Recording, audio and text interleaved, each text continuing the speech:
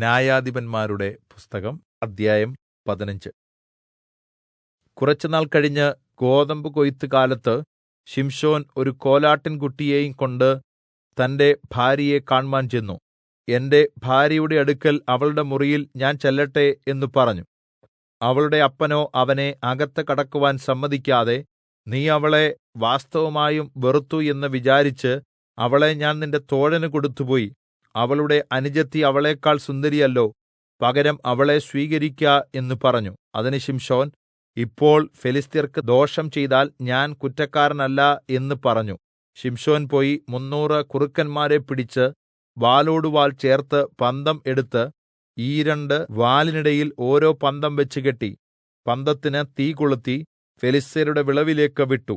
കറ്റയും വിളവും മുന്തിരിത്തോട്ടങ്ങളും ഒലിവുതോട്ടങ്ങളും ചുട്ടുകളഞ്ഞു. ഇതാരാണ് ചെയ്തത് എന്ന് ഫെലിസ്ത്യർ അന്വേഷിച്ചപ്പോൾ തിമ്നക്കാരന്റെ മരുമകൻ ശിംശോനാണെന്നും ശിംശോന്റെ ഭാര്യയെ അവൻ തോഴന് കൊടുത്തതുകൊണ്ടാണെന്നും അവർക്ക് അറിവ് കിട്ടി. ഫെലിസ്ത്യർ ചെന്ന് അവളെയും അവളുടെ അപ്പനെയും തീയിലിട്ട് ചുട്ടുകളഞ്ഞു.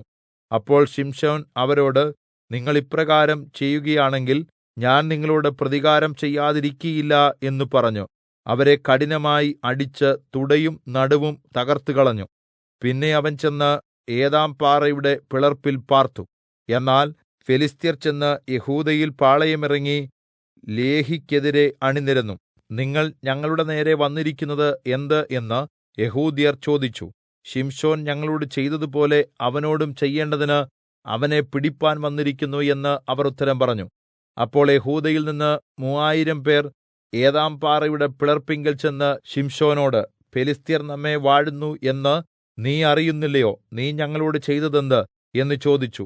അവർ എന്നോട് ചെയ്തതുപോലെ തന്നെ അവരോടും ചെയ്തു എന്ന് അവൻ അവരോട് പറഞ്ഞു. അവർ അവനോട്, ഫെലിസ്ത്യരുടെ കയ്യിൽ ഏല്പിക്കേണ്ടതിന് നിന്നെ പിടിപ്പാൻ ഞങ്ങൾ വന്നിരിക്കുന്നു എന്ന് പറഞ്ഞു. ശിംശോൻ അവരോട്, നിങ്ങൾ എന്നെ കൊല്ലുകയില്ല എന്ന് എന്നോട് സത്യം ചെയ്വീൻ എന്ന് പറഞ്ഞു. അവർ അവനോട്, ഇല്ല, ഞങ്ങൾ നിന്നെ കൊല്ലുകയില്ല, നിന്നെ പിടിച്ചുകെട്ടി അവരുടെ കയ്യിൽ ഏല്പിക്കേയുള്ളൂ എന്ന് പറഞ്ഞു.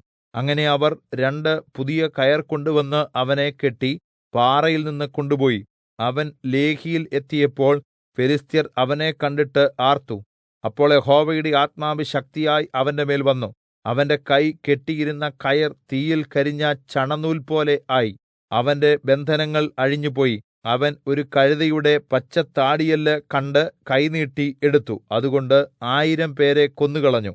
കഴുതയുടെ താടിയെല്ലുകൊണ്ട് കുന്ന് 1, കുന്ന് 2, കഴുതയുടെ താടിയെല്ലുകൊണ്ട് 1000 പേരെ ഞാൻ സംഹരിച്ചു എന്ന് ശിംശോൻ പറഞ്ഞു. ഇങ്ങനെ പറഞ്ഞു കഴിഞ്ഞ് അവൻ താടിയെല്ല് കയ്യിൽ നിന്ന് എറിഞ്ഞുകളഞ്ഞു. ആ സ്ഥലത്തിന് രാമത്ത് ലേഹി എന്ന് പേരായി. പിന്നെ അവൻ വളരെ ദാഹിച്ചിട്ട് യഹോവയോട് നിലവിളിച്ചു, അടിയന്റെ കയ്യാൽ ഈ മഹാജയം അങ്ങ് നൽകിയല്ലോ.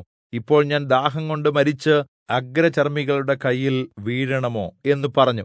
അപ്പോൾ ദൈവം ലേഹിയിൽ ഒരു കുഴി പിളരുമാറാക്കി അതിൽ നിന്ന് വെള്ളം പുറപ്പെട്ടു. അവൻ കുടിച്ചു, ചൈതന്യം പ്രാപിച്ച് വീണ്ടും ജീവിച്ചു.